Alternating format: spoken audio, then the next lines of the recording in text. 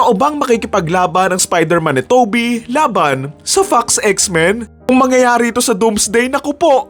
Sorry Wolverine ha, pero kay Tobey muna ako. Mag-isa lang siya eh. Sobrang lugi yan. Sa X-Men all-star team sila eh. Tapos si Tobey, mag-isa lang. Sino kasama niya? Si Granny. Shout out to my granny, she get hit by a bazooka. I mean may Doctor Strange sa mundo ni Tobey, pero kasi binanggit lang, pero hindi naman pinakita. Kawawa si Tobey kung sakali. Para siyang si Jon Snow sa Battle of the Bastards eh. Disclaimer lang, hindi naman to confirm and rumor lang naman din to, pero kung magkakatotoo talaga to, ang sakit sa puso mapanood yan.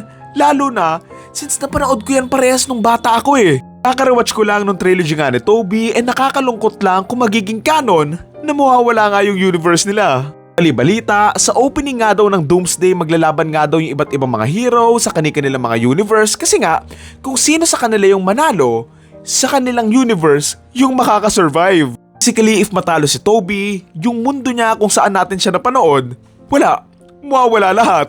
Kung yung opening ng Doomsday eto agad na matitigok nga si Tobey Spider-Man, ako po, iiyak talaga ako. Mamaya mas kumampi na lang ako kay Doomsday eh. The joke lang, kasalanan din naman niya ata eh. I'll be honest, hindi ako nagbabasa ng comics so hindi ko nga alam kung ano nga yung mangyayari sa Spider-Man nga ni Tobey, kung magbabalik nga ba siya sa Doomsday, pero kasi ang daming dumadaan sa feed ko ng mga emotional edits nga sa Spider-Man nga ni Tobey na nakakalungkot nga kung matitigok talaga siya sa Doomsday. Nakakalungkot din na isipin na matatalo siya and mawawala nga yung universe niya na hindi nga malabong mangyari since, alam mo yun, ang dami ng X-Men eh. Hindi ko minamaliit si Tobey Spider-Man ha, pero kasi ang dami nila.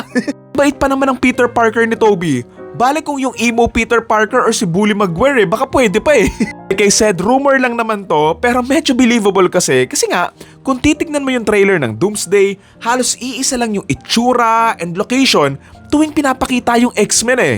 Kung may chance na cameo lang sila and saglitan lang and possible na ganito nga yung mangyari sa kanila. Nakakalungkot kasi syempre ayaw naman talaga nilang maglaban pero kasi no choice na sila eh. Kailangan lang talaga nilang makasurvive para protektahan nga yung universe nila. Siguro if maayos nila itong mapupull off, baka pwede pa na magiging honorable naman yung pagkategi nga ng mga iconic superheroes na to na kinalakihan nga natin. Pero sana naman, maging all out din talaga yung mga labanan. Alam mo yon, yung talagang deserve nila. Wala lang, ewan ko, nalulungkot lang talaga ako na posibleng magkatotoo to. Ayoko din namang makita na mategi ulit sina Professor X and Wolverine sa ilang beses nilang pagsalang eh. Puro pwedeng makasurvive si Tobey tapos magiging vital siya sa pakikipaglaban nga kay Doomsday ganon. Ay, Doomsday ako ng Doomsday. Si Dr. Doom pala. Kasi I can't imagine kung paano nga nila isisingit sa writing itong si Tobey Spider-Man since may Spider-Man din man sila with Tom Holland eh. Yun lang naman, abangan na lang talaga natin kung magiging totoo and magdadala na lang talaga ako ng tissue.